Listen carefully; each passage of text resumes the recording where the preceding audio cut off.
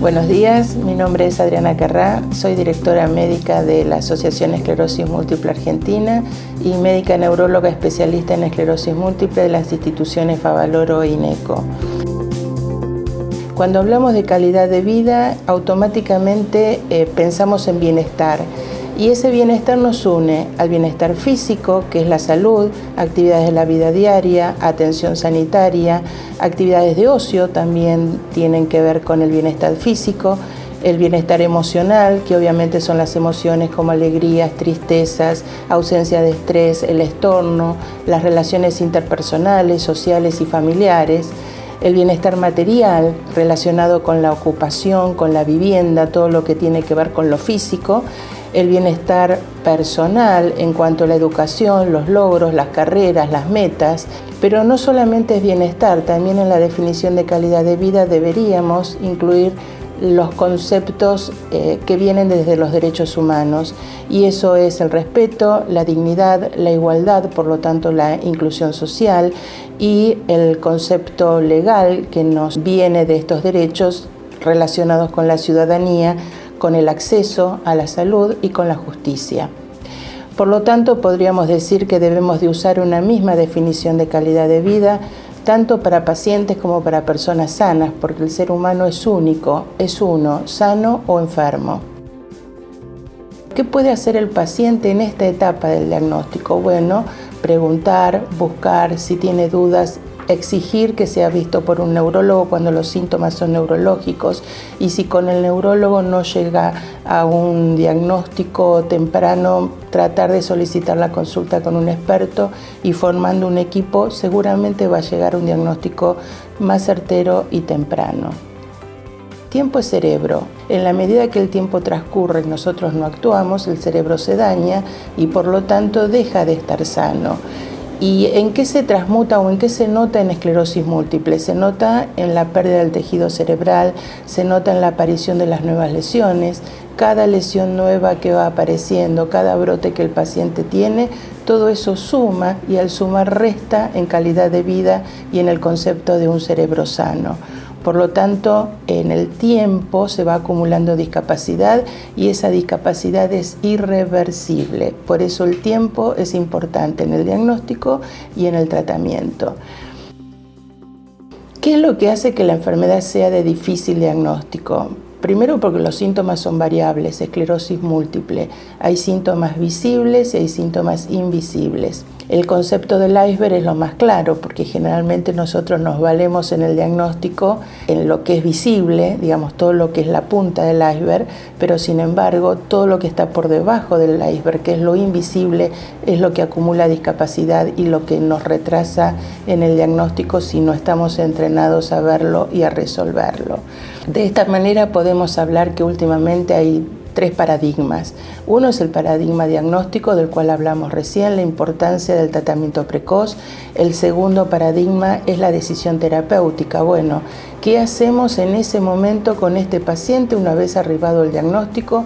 Podemos tipificar la enfermedad, en qué estadio estamos, identificar a su vez qué tratamiento es el óptimo para ese paciente y en ese momento. Y el tercer paradigma está relacionado con la intervención de los equipos de salud. Por lo tanto, vamos a tener un diagnóstico, un tratamiento, pero todo va a estar unificado con la intervención de los equipos de salud. ¿Por qué es importante esta atención multidisciplinaria?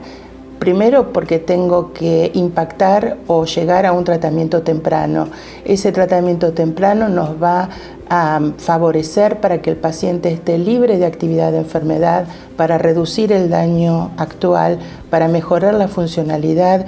El segundo aspecto es la reparación del sistema nervioso central y un envejecimiento saludable. Por supuesto que todo esto está relacionado y nos lleva a tener una mejor calidad de vida, y lo más importante es mantener la capacidad de reserva. Cuando hablamos de capacidad de reserva, es la capacidad que tiene nuestro sistema nervioso para responder al daño, cómo esas funciones pueden cubrir aquel daño que ya está implementado en el cerebro.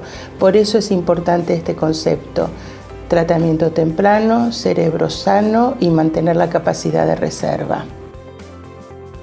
Por supuesto que cada paciente es diferente, cada paciente tiene que estar identificado. Hay pacientes que tienen una actitud baja frente a la enfermedad, que significa que, bueno, que su enfermedad es poco activa, por lo tanto no le dan tanta importancia, no se preocupan tanto por el tratamiento que reciben o que no, porque su enfermedad es absolutamente controlable. Y a medida que es importante tomar una mayor toma de riesgo porque la enfermedad es más agresiva o es más activa o es más progresiva, los pacientes van tomando otra conducta y mayor compromiso en la decisión terapéutica, que debe ser simultánea junto con su médico. Por lo tanto, para maximizar el tratamiento decimos que tenemos que controlar la esclerosis múltiple, que debemos conocer los síntomas, que debemos entender cuál es la calidad de vida que ese paciente necesita para ese momento de la enfermedad y con sus capacidades físicas para ese momento de la enfermedad. ¿Cómo debe ser entonces la atención de un paciente más allá de la indicación terapéutica? Hablamos que el tercer paradigma recién se incorporaba el rol de los equipos de salud.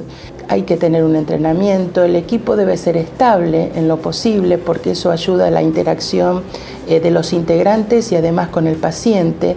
Tiene que orientar a los pacientes a reconocer errores, resolver los errores y los especialistas deben de tener este rol con responsabilidad y todo nos lleva a un mejor rendimiento del equipo.